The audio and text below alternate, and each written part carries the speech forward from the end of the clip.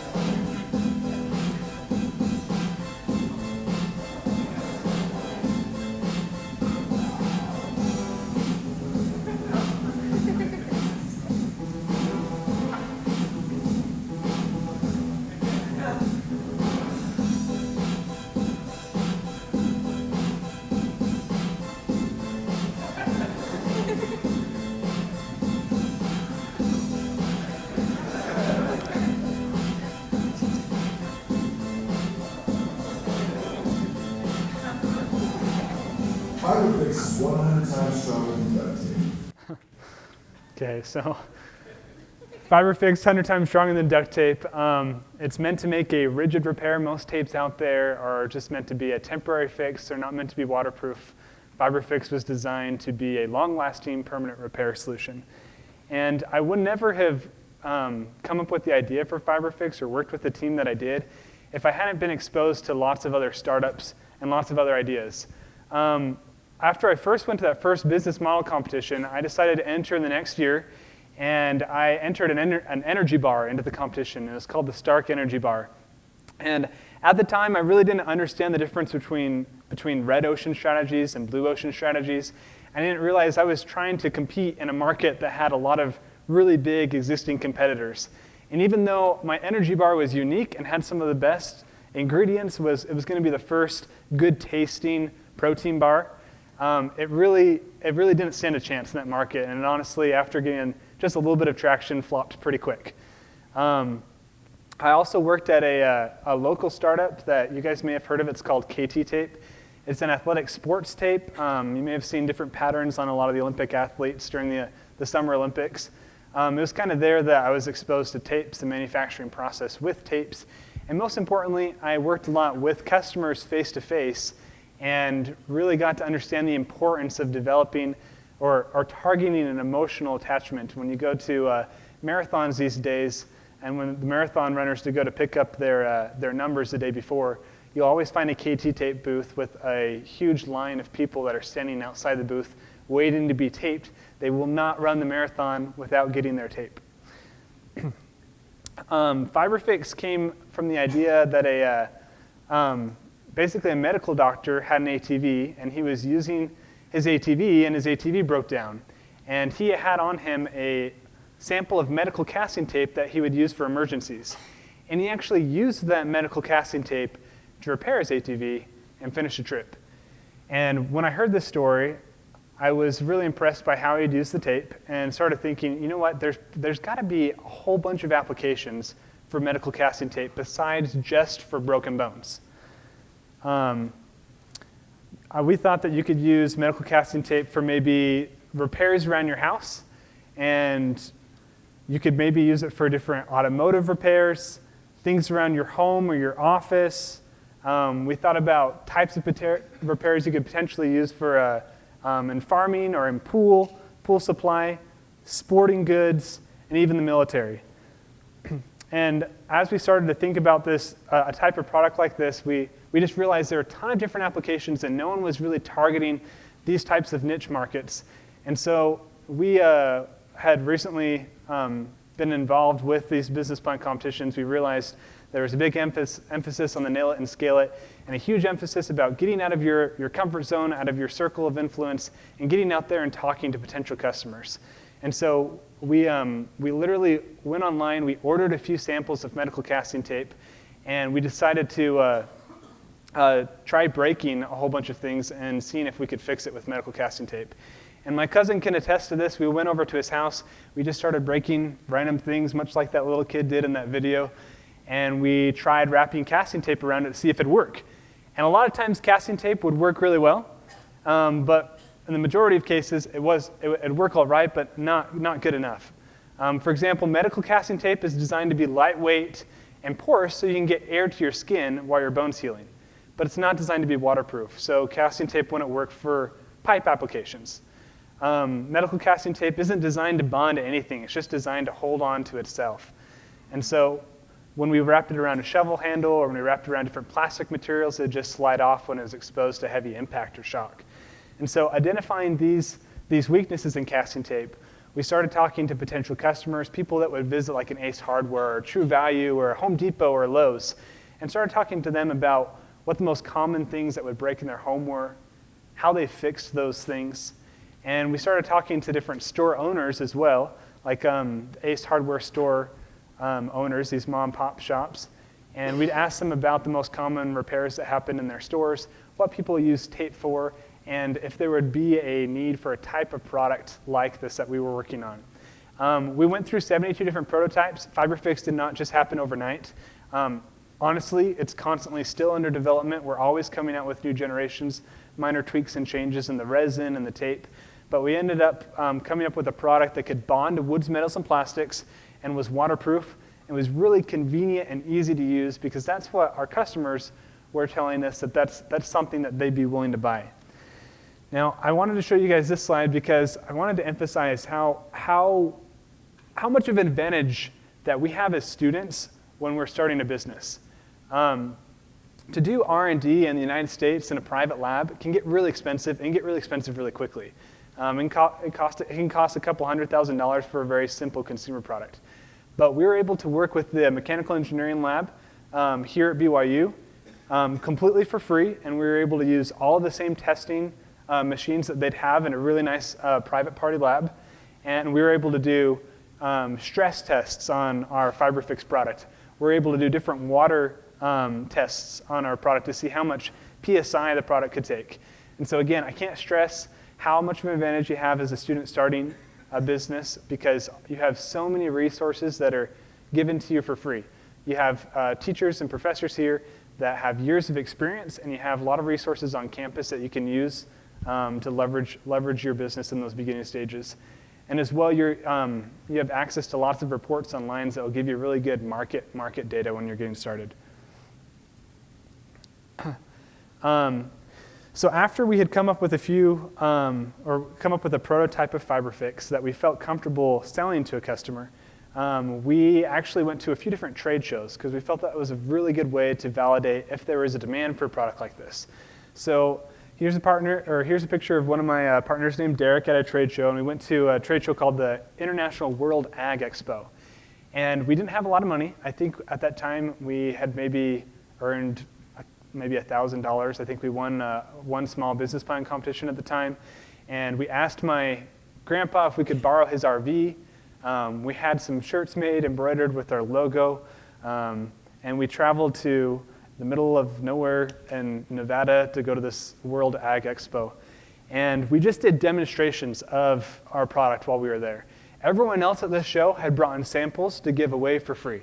We could not afford to give our samples away for free. We had to sell our samples. And so while we were there, we just did demos all day long of our product, and we knew we were onto something. When people would pass by, they'd see what we were doing, and they'd just put their hand in their pocket, take their wallet out, and hand us money.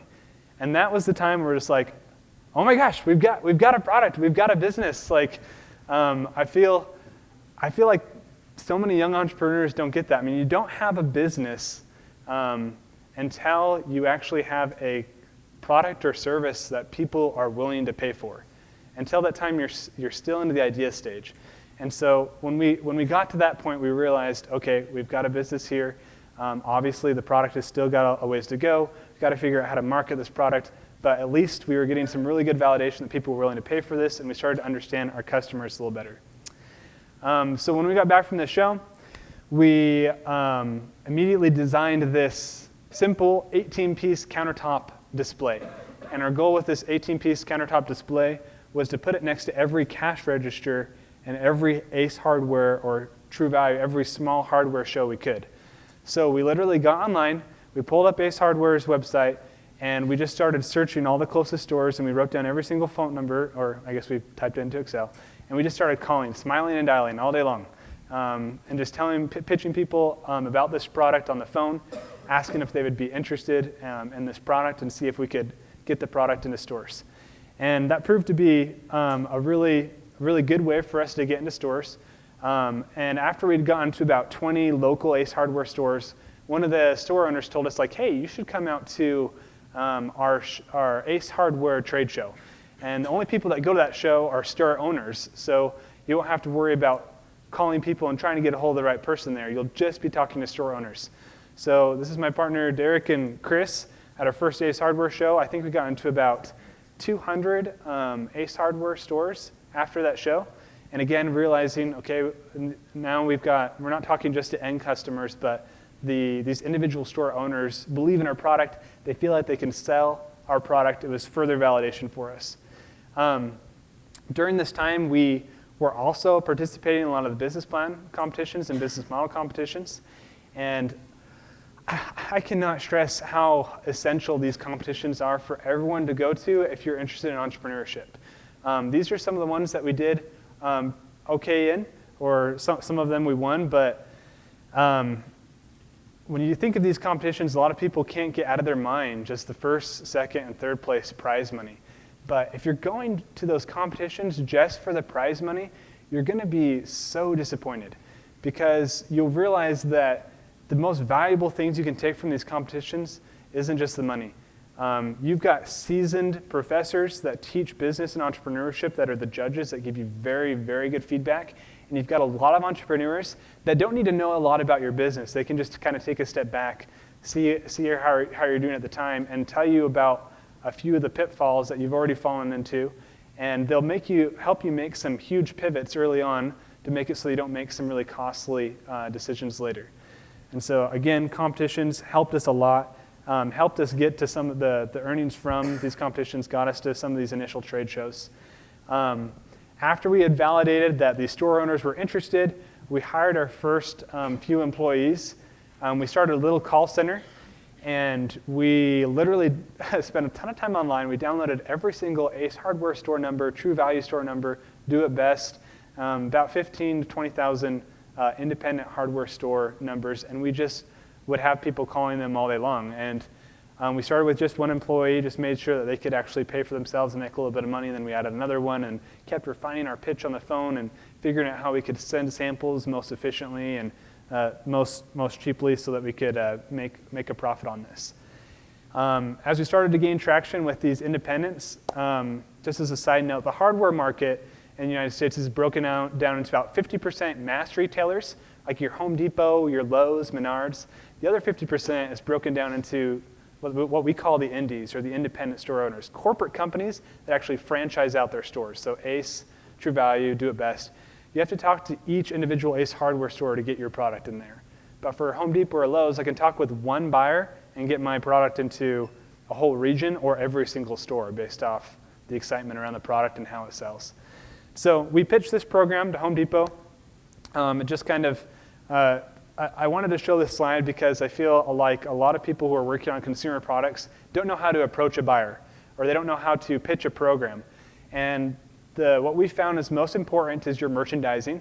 You need to make sure you have a good display, and you've simplified the buying decision for the buyer. So you just list out exactly what the product is, how it's going to be displayed in the store, and what their cost is.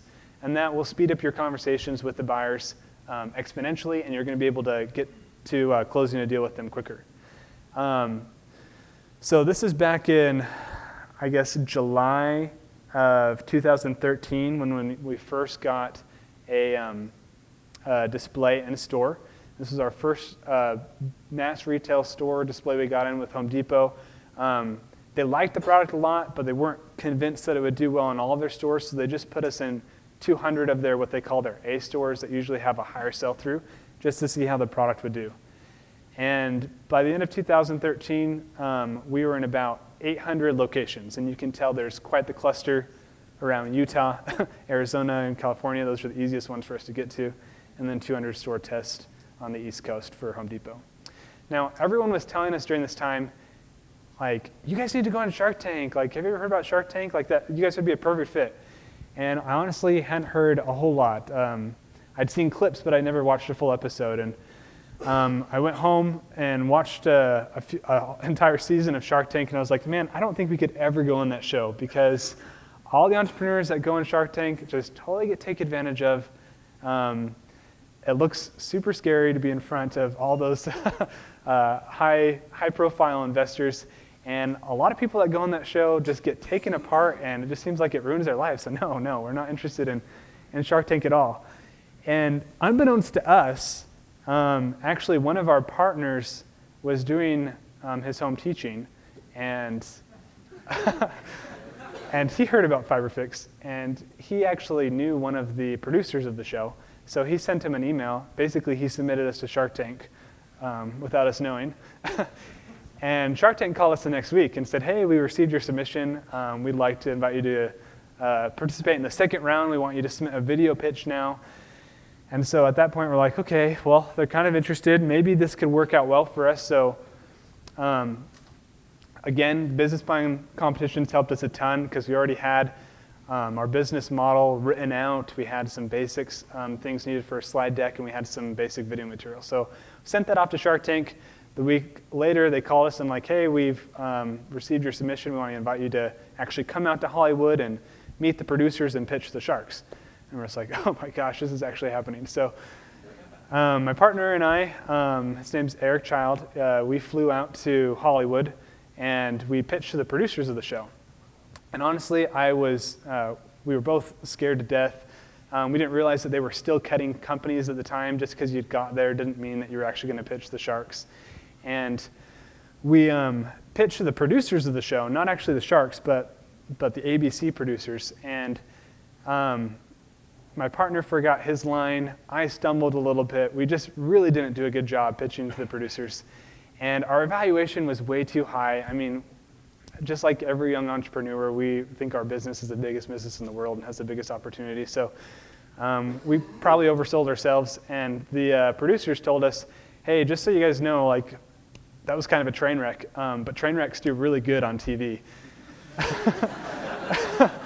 And so they just want us to understand. It didn't click till then that, I mean, Shark Tank is truly about entertainment. You are either a hero or you are a train wreck, and that's what makes the best ratings for a show like Shark Tank. So although it's a good opportunity, you gotta be careful there. So we went back to the hotel that night. We thought for sure we were going to be cut. We didn't get cut, and so we were nervous that we were walking into a train wreck the next day. But we revamped our pitch completely, and I've just got a small clip from Shark Tank that I'll share with you right now. First into the tank are entrepreneurs from Utah who are hoping their product will become an everyday household fix-it tool.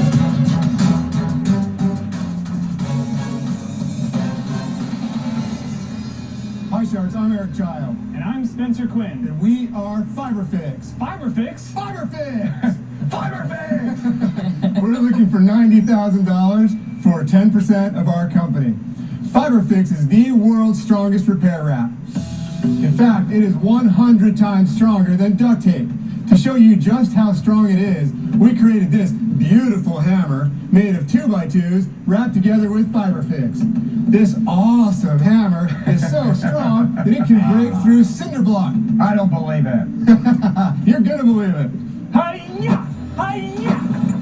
Whoa! Stop the madness. And it gets better. FiberFix saves you time and money. And now you can fix things that you could not fix before. And you can fix things with less money. Leaky pipe? FiberFix it. Broken tool handles? FiberFix it. Cracked your hockey stick? Okay, everyone say it with me now. What are we gonna do? FiberFix it! Even broken furniture. This stove was broken in 2 places. Just wrapped it, sanded it, painted it. FiberFix! Now, Sharks, I'd like you to take a look at these samples that we have here of the product. Thank you, Robert. Thank you, Kevin. Sharks, FiberFix is taking off. So who's ready to FiberFix it? Very good.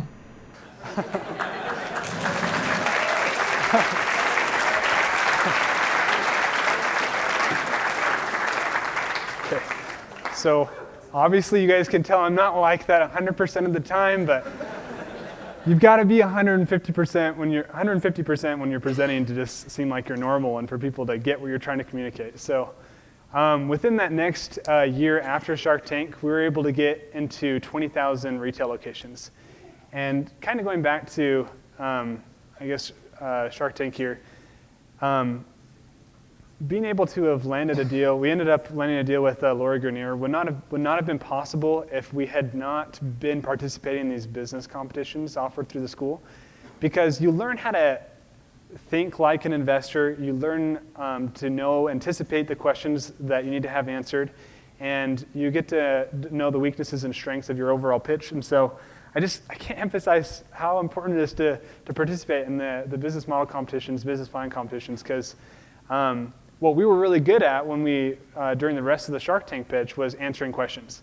Where we were actually a little weak, we were very weak, was negotiating when it came to, I'm going to give you this much for this much of your company, or this much for this much of your company.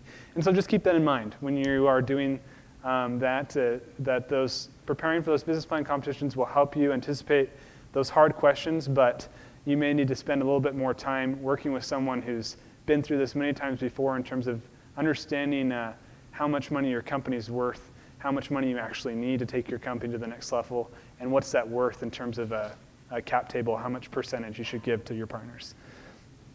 So the week after, or the day after Shark Tank, we received so many orders that we took them to USPS and they wouldn't take our orders. They said, you have way too many boxes. They sent us home with these bags, and these bags are pre-sorted based off of geographic, like zip code in the United States. We had to go home, pre-sort everything, and then take it back. The second after Shark Tank aired, Lowe's called us, and they said, we're going to roll you out nationwide to all of the Lowe's locations, but whatever you do, don't sell to Home Depot. Like, darn it, like we're already in 200 of their locations. There's no way we can't sell to them now. So we were able to work out a deal where we were able to sell to both Lowe's and Home Depot, thankfully. But you'll know that a lot of these retailers, if they like your product, they're going to talk about exclusivity. They're going to want you to only sell to them for a given amount of time. I'd be glad to talk about specifics about types of negotiations you can do when you encounter that, but don't give anybody exclusivity on your product if you've got a consumer product, unless it's just a phenomenal program with video support and guaranteed promotional advertising. But again, if you have specific questions, I'd be glad to talk to you about how to go about that later. So this is a program that we offered to Lowe's. We called it's called our Legacy display right now in Lowe's. It has samples of the product. We've got a very demonstrable product, and so understanding how your product sells is really important. I know that for me to convert a new customer to use my product, I've got to show you how to use it, and you've got to feel it. And so on our display, I've got demos of it wrapped around different types of materials. And so customers can come and feel feel FiberFix, feel how it repairs things, and get a better idea of how FiberFix works. Lowe's put us into this, what they call the innovation display. It was this really tall tower that could be seen from any part of the store. It had video support and then had our legacy display right next to it. This is just another short clip. Shark Tank did a follow-up with it on us just a few months after we aired, and it just shows how FiberFix has grown into Lowe's. So. This season, we watched Eric Child and Spencer Quinn strike a deal with Lori Grenier for their multi-purpose repair product, FiberFix. Lori, you have a deal. Good. Let's see what they're up to now. Prior to Shark Tank, we'd only done about $300,000 in sales, but since Shark Tank, in only 3 months, we've done almost $6 million in sales nationwide. Look at that, 10,000 units. One of the reasons we decided to partner with Lori is because we knew she brought a ton of expertise in home shopping. Here we go, look at this. That was FiberFix. Unbelievably strong, this stuff. The day after Shark Tank aired, we were able to get into one of the most coveted positions on QVC. We have now taken orders for over 10,000 kits. And we're able to sell through 45,000 rolls of FiberFix in only 10 minutes. We have sold out of everything that we brought in. Hey, we got to get 2,000 boxes out today. Can we do it? We've had so much demand since Shark Tank that we've had to move into this 8,200 square foot facility, and we now have a dedicated factory that's producing over 10,000 rolls of FiberFix every day. FiberFix can now be found in Home Depot, Ace Hardware, True Value, and many other retailers nationwide. We'd like to think that we're continuing the tradition of American innovation. It's awesome to be able to create jobs and provide a living wage for lots of employees. Our most exciting news yet is the deal that Lori helped us put together with Lowe's. We're rolling out to all 1,800 stores nationwide. You all love it? Hey, look who's here! I've never seen a product like this one. There's nothing else out there like it. This is mandatory for everybody to have in their home. I think FiberFix is going to be enormous. Doing our deal with Lori has collapsed 3 to 5 years of growth into just a few months. It's been an amazing ride so far, and we're excited to see what the future holds.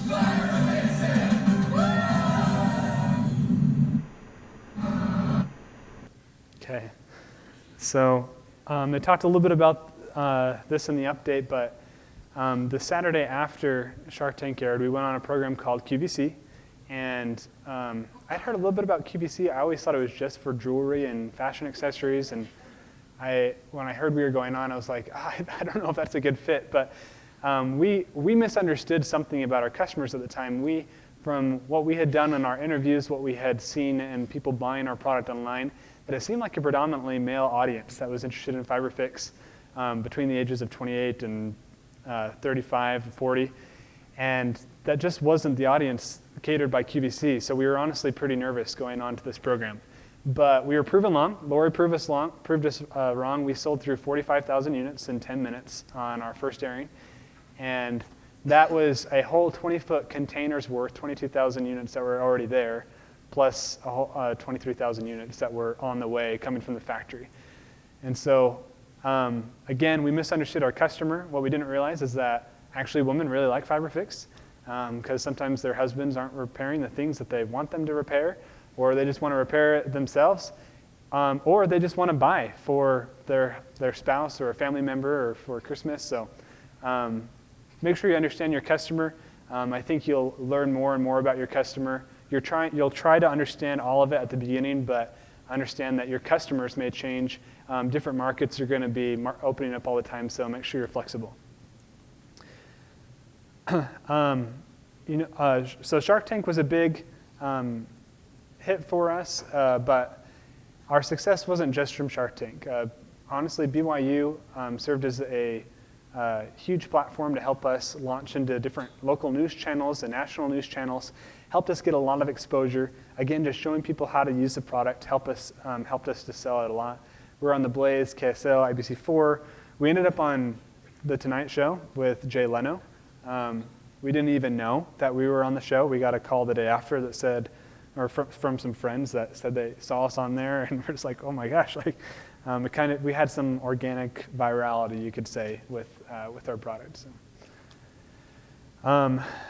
And this is kind of fast forwarding a little bit here, but a big takeaway through launching a successful product into retail was realizing that you can't be in the promotional space in a retail store forever. Eventually, your legacy display or your TV advertising is going to disappear. And it's not because the retailers don't want your product, but they try and generate as much consumer awareness as they can. But some retailers, you've literally got a waiting list of 2 years or a year and a half to get into stores. And so they've got to move on to the next thing, which means you're going to end up on a shelf next to 100 other products or 200 other products. And so how do you make your product or your brand stand out? And so for a product like ours that comes in a small 5-inch width box, we knew that we had to build the brand by creating new products to continually innovate. And so our original FiberFix product was great for anything you could wrap, but it wasn't good for repairs that needed, that was like a flat surface repair. Like if I was trying to repair the side of a water tank, I couldn't wrap FiberFix all the way around the water tank. So we developed a patch. The original product wasn't good at withstanding high temperatures. And so just by going through customer reviews on our product, again, doing our, reaching out to some of our initial focus groups and talking to more store owners, we realized if we had a version of FiberFix that went to really high temperatures, that we'd probably be able to tap into some niche markets in automotive. And through this process as well, we've developed some innovative, unique repair pens. And now our goal in these stores is, now that we're not on these promotional programs and innovation platforms, we are trying to carve out a section of retail space that's dedicated to FiberFix products. And you'll find this is really common with lots of big brands and stores. They rarely only have just one product. They usually have a whole section of their products in retail stores. So advice to anyone that's going into consumer products, it's great to work on that initial product, but make sure you've got kind of a long-term play to make sure you can capture a significant amount of space in retail stores so that customers can find you easily later on. Fast forwarding to today, we're in about 30,000 locations across the world. That represents about 30 countries. My primary focus right now at FiberFix is international business development. And so a lot of how retail is set up in the US is similar to how it's set up internationally. And so I can take that same process that we have validated in the US using the same types of displays, same types of customer demos, and try and replicate that in different countries. And just last week I was in Turkey, Malaysia, and South Korea.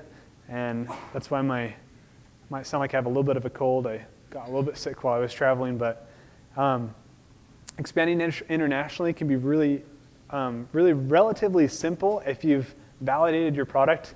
Then it's just a question of how quickly can I get this translated and how quickly can I get displays and samples sent off to these distributors and retail stores. So this slide, I just wanted to tell you, I've had a lot of questions from entrepreneurs, like how did you get your product out there before you went on Shark Tank? And I think a lot of it has to do with our ability to use YouTube in our favor. YouTube is a very cheap way to advertise to lots of people. Currently, we have about 2.5 million FiberFix related views online with about 300 videos, and 21% of those were videos that we generated. But the other 79% are actually user-generated videos. And so I encourage anyone who's working with any type of product, whether it's a service or an actual consumer product, to try and use YouTube to your favor, because you're going to be able to reach a vast audience. I know there are YouTube channels that have way more views than we do, but we don't spend a lot of money in trying to collect low-calorie views, is what we call them. We try and reach out to specific customers, specific interest groups, so we can generate online sales or just activity in the retail stores. Again, these are just highlighting some of the new products we've worked on. One of the biggest things that have come from launching FiberFix is that we've realized that getting into so many stores, it wouldn't be very smart just to do the FiberFix brand. With that many retail store connections and sales connections and distribution connections, and having set up a manufacturing plant and being able to scale with some other products as well, we've been able to leverage that platform to help some other businesses, some which we've started completely by ourselves, but some of them have actually been some other Shark Tank companies.